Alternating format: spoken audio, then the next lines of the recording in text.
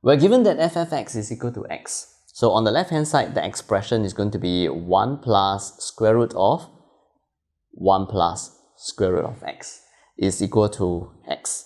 So square root of 1 plus square of x is equal to x minus 1.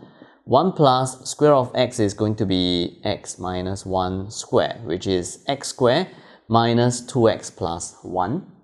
And plus 1, they will be cancelled off. So square root of x is going to be equal to x square minus 2x, which means that x is going to be x square minus 2x square, which is x to the power of 4 minus 4x to the power of 3 plus 4x square.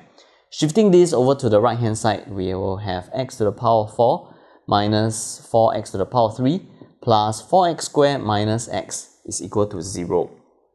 And if I were to factorize out x, that means I will have x to the power of 3 minus 4x square plus 4x minus 1 is equal to 0. So x must be equal to 0, or x to the power of 3 minus 4x square plus 4x minus 1 is equal to 0. And if x were to be equal to 0, and I sub it back into this second equation here, on the left hand side it is 1 plus something, which means that on the left hand side is a value that is bigger than 1, and on the right hand side is 0. It is not possible, so this is going to be rejected, which means that I'm going to be left with this single equation, which is what the question wants us to show. And using this equation, I'm going to try to solve for the value of x, pressing this into my graphing calculator to solve for x. X is going to be equal to 0.382, or x is going to be equal to 1, or x is equal to 2.62.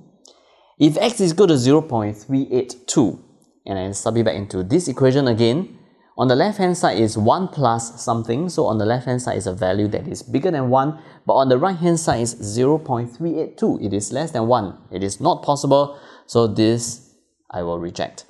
If x is equal to 1, subbing back into this equation again, on the left hand side here it is 1 plus square root of 1 plus something, which means that on the left hand side is a value that is always going to be bigger than 1, but on the right hand side is 1, which means that this is also not applicable. That will leave us with the one single answer for x, which is 2.62. There's another way to try to analyze this, which is to go back to this equation over here, because we must still recognize that what we are looking at is a function that is within an equation. And for this function, x is going to go into the function f, which means that for x over here, it must satisfy the domain of f. And since x is also the output of the composite function ff, that means x must also satisfy the range of ff.